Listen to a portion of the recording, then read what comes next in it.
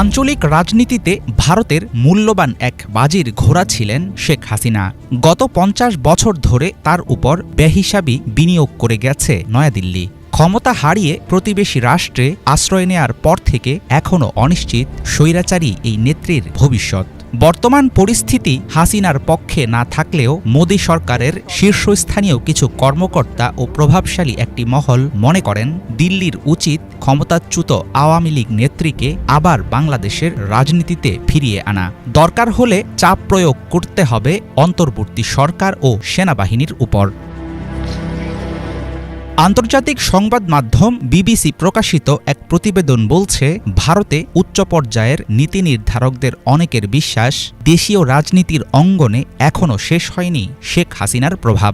উপযুক্ত সময় ও পরিবেশ আসলে তাকে রাজনৈতিকভাবে পুনর্বাসনে সাহায্য করতে পারে দিল্লি। তারা মনে করেন, এর আগেও সবাইকে ভুল প্রমাণ করে বারবার ঘুরে দাঁড়িয়েছেন শেখ হাসিনা। ১৯৮১, ১৯৯৬ ও ২০০৮ সালে কামব্যাক করে দখল করেছেন ক্ষমতার মসনদ। ভারত পাশে থাকলে আওয়ামী লীগ নেত্রী আবারও দেখাতে পারবেন পুরনো কারিশমা। ছাত্র জনতার আন্দোলনে হত্যা, গুমসহ হাসিনার বিরুদ্ধে দায়ের হয়েছে প্রায় ১০০ খানেক মামলা। এসব মামলায় বিচারের সম্মুখীন হলেও তার দেশে ফেরার রাস্তা একেবারে বন্ধ করা যাবে না বলে মনে করেন কেউ কেউ। নিষিদ্ধ সংগঠন না হওয়ায় এখনও আওয়ামী লীগের রয়েছে কর্মী সমর্থকদের দেশব্যাপী ছড়ানো নেটওয়ার্ক। দলের সর্বোচ্চ নেত্রী হিসাবে সেই শক্তিকে পুঁজি করে আগামী দিনে দেশে ফিরতে পারেন তিনি।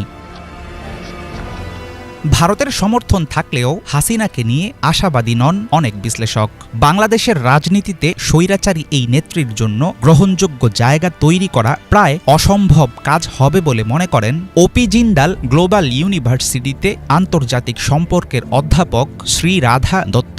তার মতো অনেকের দাবি, অদূর ভবিষ্যতে দেশ পালানো নেত্রীকে সামনে রেখে আওয়ামী লীগ ঘুরে দাঁড়াতে পারবে না। পরবর্তী নির্বাচনে হাসিনার নেতৃত্বে দলের অংশগ্রহণকেও বাস্তবসম্মত মানতে নারাজ এই রাষ্ট্রবিজ্ঞানী। ১৯৭৫ সাল থেকে প্রায় ৬ বছরের মতো ভারতেই কাটিয়েছেন সাবেক প্রধানমন্ত্রী শেখ হাসিনা। গণ অভ্যুত্থানের মুখে দেশ ছেড়ে পালানোর পর চরম গোপনীয়তা ও কড়া সুরক্ষার মধ্যে তার থাকার ব্যবস্থা করেছে ভারত। হাসিনাকে তৃতীয় কোনো দেশে পাঠানো, রাজনৈতিক আশ্রয় দিয়ে ভারতে রেখে দেয়া ও আওয়ামী লীগ নেত্রীকে পুনরায় দেশের ক্ষমতায় ফেরানো, দিল্লির সামনে খোলা আছে এমন কয়েকটি পথ। দরকার হলে পাসপোর্টের বৈধতা না থাকার পরেও শেখ হাসিনাকে নিজেদের কাছে রেখে দিতে দ্বিধা করবে না ভারত। সরাসরি একথা না বললেও দিল্লির আচরণে পাওয়া গেছে সেরকম ইঙ্গিত। দেশ ছেড়ে পালানোর পর এখনও প্রকাশ্যে আসেননি সাবেক এই প্রধানমন্ত্রী। পাওয়া যায়নি তার কোনো আনুষ্ঠানিক বক্তব্য।